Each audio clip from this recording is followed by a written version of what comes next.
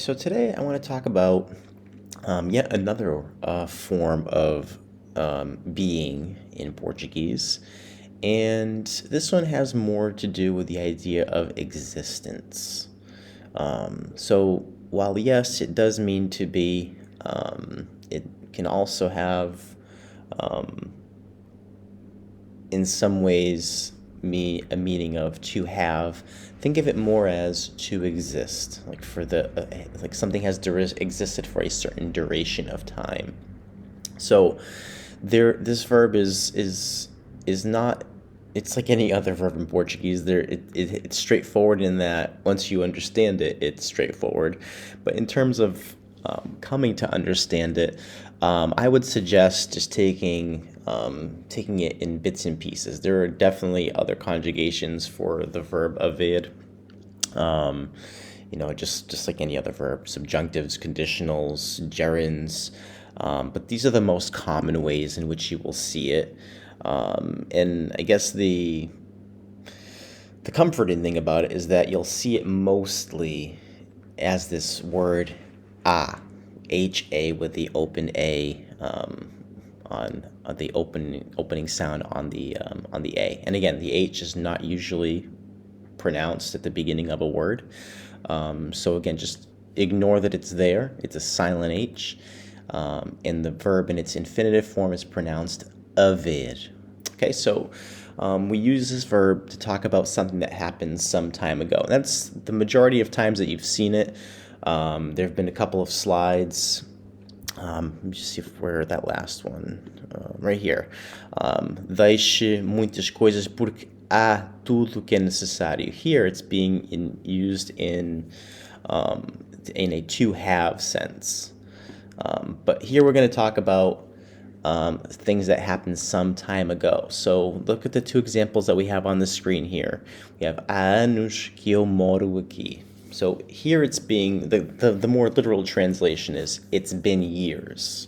Há anos, it's been years. And we can kind of think about it from a logical standpoint as a to have. If we look at the apostrophe s there, in it's been. So it has been years. So that's where this verb kind of implies lots of different meanings, as in to be, again, to have, but think of it more as existence, to exist. And then the next example, há 5 anos deixei de fumar. It's been 5 years since I quit smoking. So again, the apostrophe s, it has been 5 years since I quit smoking. That's where you have to have, to be, and again, the overall idea, the overall meaning is that it's this cessation period of smoking has been in existence for 5 years. There's a little notice here at the bottom that I want you to think about, and we are using a verb that is technically conjugated in the present tense to speak about the past.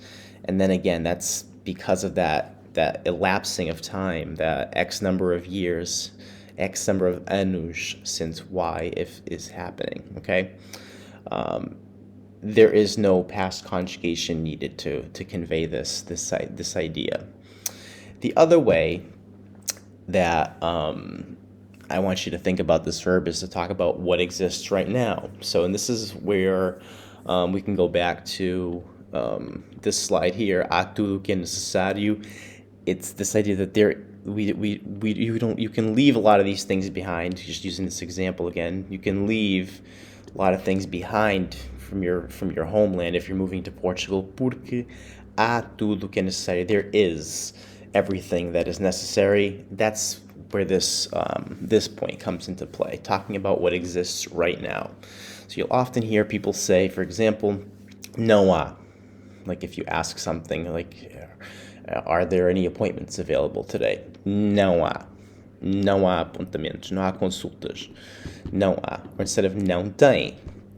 So they mean the same thing, and this is where haver and ter have interchangeability. You can use either one here, but it's more common to hear, I think, people say não há.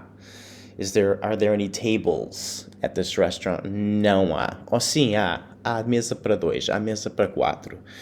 Yes, there is. So there is an existence. This situation that you're asking for does exist. So here's a couple of examples. Há muito para fazer. And again, there's that apostrophe S. There is a lot to do in this case. It has the idea of being, right? There's a lot to be done. Há muito para fazer. And then the second example, há alguém que me pode ajudar? Is there anybody that can help me? Now here we are looking at a straightforward to be existence. So these are two of the ways in which the verb haver can be used. There are others. There are conditionals, but we don't want to get too far into that yet. I just want to make sure that we touched upon this very short, very brief word that's come up a few times now, and to give you a sense of what it means. And it's just another way to say there is or there isn't. Há, não há. Há, não há. So we'll do some examples in one of our live lessons and talk a little bit more about this and hopefully address any questions that you have. Até a próxima.